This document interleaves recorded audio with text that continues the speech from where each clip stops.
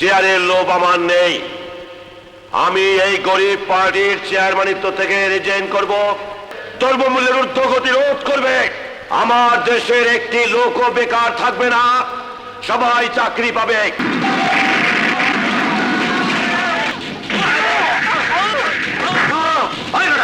তুই কেনা? আমি স্বাধীন।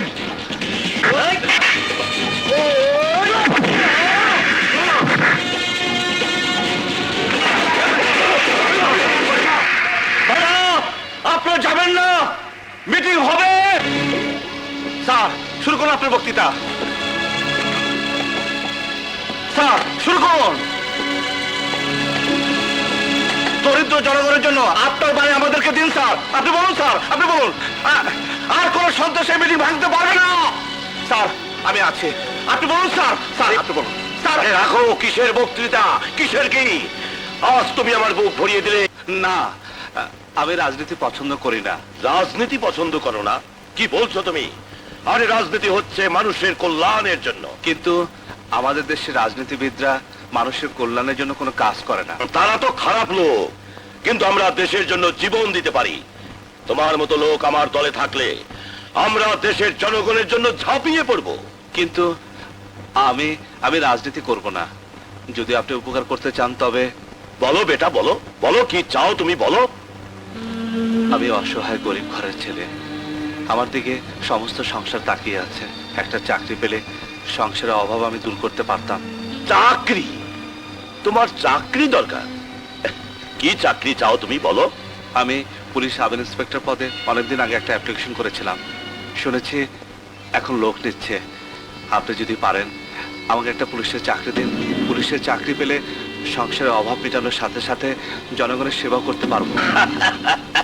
চাকরি? আরে কোথায় আমি তোমাকে মন্ত্রী মিনিস্টার বানাবো, আর তুমি চাচ্ছ পুলিশের চাকরি? আচ্ছা আচ্ছা, ঠিক আছে ঠিক আছে। আইজি সাহেব আমার বন্ধু মানুষ, আমি তাকে বলে দেবো তোমার চাকরি হয়ে যাবে। আমি আপনার কাছে চিরকৃতজ্ঞ থাকবো। আরে না না না, কৃতজ্ঞতার দরকার নেই। তুমি তুমি আমার ছেলের মতো, আমি তোমার বাবার মতো।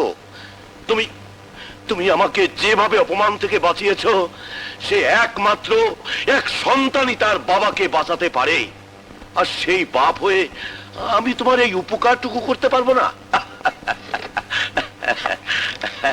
যাও, কালই তুমি আইজি সাহেবের সাথে গিয়ে দেখা করো, যাও।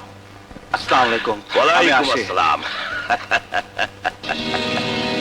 বাস আইক্যাওয়ালা বাস যে পোলা আমাকে মিটিং পন্ড করলো, তারে দিবা তুমি পুলিশের চাকরি? আরে পন্ড করলো কোথায়?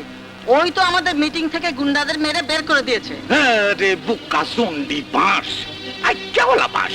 ওই সমস্ত গুন্ডা বদমাইশে আমি টাকা পয়সা দিয়ে নিয়োগ করছিলাম যাতে মিটিংটার মধ্যে প্যাচ লাগাইয়া দেয়, মিটিংটা বন্ধ করে দেয়। পাবলিক জানবে সরকার সন্ত্রাসী লেলাইয়া দিয়া মিটিংটা বন্ধ করছে। বাস সমস্ত জনগণ আমাদের পক্ষে চলে আসবে, খবরের কাগজে হেডিং ছাপবে, সরকারের বাস দেবে। কি বাস? আইক্যাওয়ালা বাস। আরে সদাগর, তুমি এখনো পলিটিক্স বোঝনি। পলিটিক্স একটু অন্যরকম। মানুষের সবচেয়ে দুর্বল জায়গা হচ্ছে অভাব। আর এই অভাবের সময় যদি তার একটু উপকার করো, তো তাকে তুমি সারা জীবনের জন্য কিনে নিতে পারবে। ওকে আমি যদি এই অভাবের মধ্যে পুলিশের চাকরিটা দিয়ে দিতে পারি, তাহলে সারা জীবন ও পুলিশের হয়ে আমার গোলামি, সরকারের বেতন খেয়ে আমাদের 2 নম্বরই কাজ করে যাবে। দেখে যাও, তুমি দেখে যাও, একই বলে রাজনীতির দাবার চাপ। দেখ, গন্তব্যে আসার সময় পেল না। কি সুন্দর একটা স্বপ্ন দেখছিলাম, ভেঙে গেল। আসলে স্বপ্ন তো হয়ই ভাঙার জন্য। এখন আবার ছাড়াছাড়ির সময়। ছাড়াছাড়ি বলছো কেন? দেখা তো হবে। দেখা হলেই ভালো। রিক্সা ওঠো। স্বাধীন, তুমি ট্রেনিং এ অনেক হেল্প করেছো। তোমার কথা আমার চিরদিন মনে থাকবে। You most welcome. যাও যাও যাও। খুদা হাফেজ। খুদা হাফেজ। মেয়ে পুলিশ অফিসার হলে বাবা বুঝি আদর দেয় না? এটা কি তোর জয়েনিং লেটার হলো? হ্যাঁ, জয়েনিং লেটার। বাবার কাছে মেয়ের এর চেয়ে বড় কোনো জয়েনিং লেটার হতে পারে না। আমি আসার পর থেকে তুমি আমার সাথে এমন ভাবে কথা বলছো যেন আমি তোমার মেয়ে নই, কোনো সাবঅর্ডিনেট অফিসার। অফিসের মধ্যে কোনো পিতা কন্যার সম্পর্ক থাকে না। এখানে নতুন জুনিয়র অফিসাররা জুনিয়রই হয়। গুলি মারি তোমার এই নতুন জুনিয়র অফিসারের কথা। আমি তোমার মেয়ে হয়ে থাকতে চাই। ওকে ওকে, আয় বস। আচ্ছা আমাকে বলতো, তুই প্রথম হতে পারলি না কেন? স্বাধীন নামের একটা ছেলে ট্রেনিং এ দারুণ পারফর্ম করে আমাকে হারিয়ে দিয়েছে। তাহলে তো তোর তার উপর একটা জব্বর প্রতিশোধ নিতে হয়। না না বাবা, স্বাধীন আমাকে অনেক হেল্প করেছে। He is a really fantastic handsome. দুজনের পোস্টিং যদি একই থানায় হয় তাহলে তো ভালোই হয়, কি বলিস? খবরদার, টু শব্দ করবে না। বাসায় যা যা আছে দিয়ে দাও। ওরে বাবা, এতদিন পুরুষ ডাকাতের কথা শুনেছি, এখন দেখি মেয়েরাও ডাকাত। ডাকাত! বাবা, মা! ডাকাত? কোথায় ডাকাত? কোথায়? কোথায়? কই? ডাকাত কোথায়? ও তো পুলিশ। হ্যাঁ, আমি পুলিশ। আপনার মেয়েকে গ্রেফতার করতে এসেছি। ও তো কোনো অপরাধ করেনি। করেছে, মস্ত বড় অপরাধ করেছে। থানায় গিয়ে লাঠি বাড়ি পিঠে পড়লে সব অপরাধ স্বীকার করবে। এসো। ওকে তুমি মাফ করে দাও।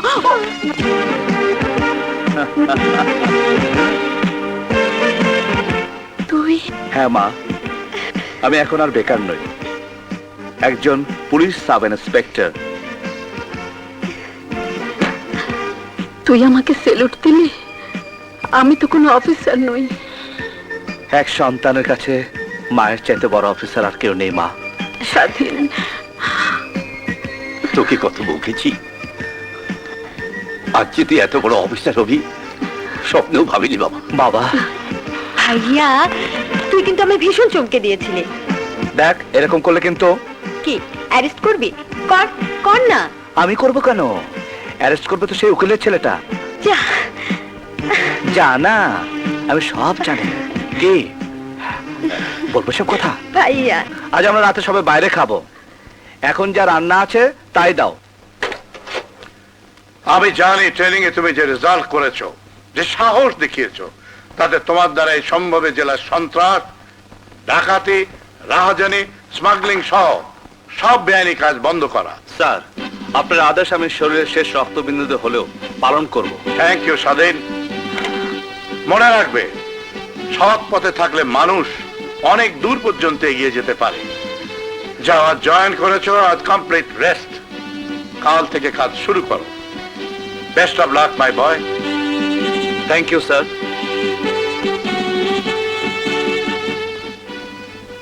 কথা বোধহয় এরই কথা বলেছে।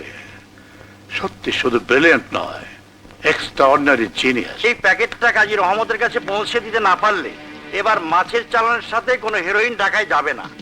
কোটি টাকা লোকসান হয়ে যাবে চেয়ারম্যান। তাহলে পৌঁছে দিচ্ছ না কেন? বাস, আইক্যাওয়ালা বাস, চারদিকে পুলিশ বাস লইয়া খাড়ায়া রইছে। এর মধ্যে চাকরিয়া কাজী রহমতের ওইখানে যাওয়া। কাঠের ব্যবসার মধ্যে আজকাল স্মাগলিং করতে গিয়ে অনেক হিমশিম খেতে হচ্ছে। সরকারি পুলিশ বাহিনী একেবারে শকুনের মতো চারদিকে ছেয়ে রয়েছে। আমি যে নারীর ব্যবসা করি নারী কল্যাণ সমিতির নামে, তাতেও প্রাণটা একেবারে গলার মধ্যে এসে ঠেকে থাকে। মাঝে মাঝে পুলিশটা চড়াও হয়।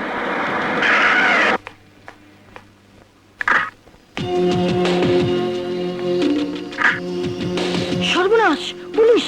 এখানেও পুলিশ! এই মালের প্যাকেটটা চেয়ারম্যান। আরে রাখো রাখো, পুলিশ আমার অফিসে কোনোদিনই মালের সন্ধানে আসবে না। মনে হয় কালকে আমার মিটিং এর বক্তৃতা শুনে ভয় পেয়ে সরকার পুলিশ পাঠিয়েছে আমাকে গ্রেফতার করতে। কিন্তু আপনি গ্রেপ্তার হলে আমাদের কি হবে চেয়ারম্যান? আরে নেতা যদি গ্রেফতার না হয় তাহলে তার কদর বাড়ে না, নাম হয় না, জনগণের সহানুভূতি পায় না। এ হচ্ছে রাজনীতির দাবা। বাস, আইক্যাওয়ালা বাস। আমি আসি।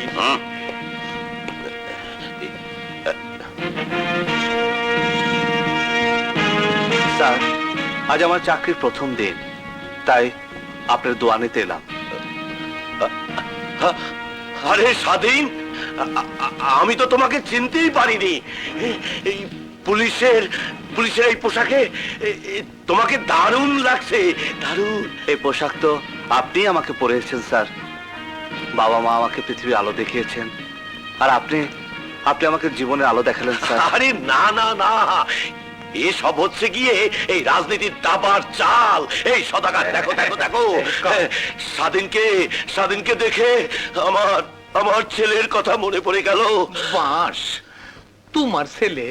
হ্যাঁ, হ, হ। ঠিক ঠিক ওর মতো ছিল আমার ছেলে, ঠিক এইরকম পোশাক পরে আমার ছেলেটা আমার কাছে এসে দাঁড়িয়েছিল, কিন্তু একটা অ্যাক্সিডেন্টে আমার ছেলে স্যার, আপনি আমাকে আপনার ছেলেই মনে করবেন। আমার ছেলে আমার ছেলে, আমার সন্তান। এই তোমরা সবাই শোনো শোনো শোনো, তোমরা শোনো, আমার ছেলে আমার বুকে ফিরে এসেছে। কোন দিকটা যায় কে জানে। আপনার এই উদারতা আমি সারা জীবন ভুলতে পারবো না স্যার। না না, ও কথা বলো না, এসব এখন আর কেউ মনে রাখে না। এমনও হতে পারে একদিন সরকার আদেশ দিল আর তুমি আমাকে হাত করা পরিয়ে জেলে নিয়ে গেলে। দোয়া করবেন স্যার, এমন দিন যেন আমার জীবনে কোনোদিন না আসে। স্বাধীন ভাইসান, আসলে আসলে আমরা বিরোধী রাজনীতি করি, জনগণের কথা বলি, এটা সরকার পছন্দ করে না। তাই সব সময় আমাদের পিছনে লোক লেগেই থাকে। স্বাধীন, তুমি এখন কোন দিকে যাবে? স্যার, আমি বাসায় যাব। ঠিক আছে, যাও। ও হ্যাঁ, কিছু বলবেন স্যার? না মানে একটা প্যাকেট চকরিয়াতে কাজী রহমত ফিশিং প্রজেক্টের আমার বন্ধু কাজী রহমতের কাছে পৌঁছে দেয়া দরকার, অথচ আমার শরীর। আরে আরে কি সর্বনাশ! এই ক্যাপসুলটা খাইছিলা? পরে খাবো। খাইয়া নিও। ঠিক আছে, তুমি যাও, কষ্ট হলেও আমি নিজে যাব। কি যে বলেন স্যার, আমি থাকতে আপনাকে কষ্ট করতে হবে না। প্লিজ দিন স্যার, প্লিজ আমাকে Thank you. দিন।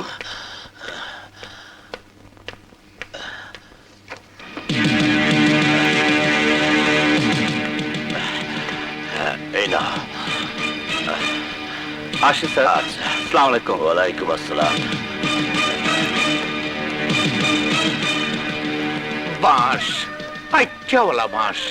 যেই পুলিশে দেখে ডরাইছি, সেই পুলিশের হাত দিয়েই তুমি স্মাগলিং এর মাল পাঠাইলা।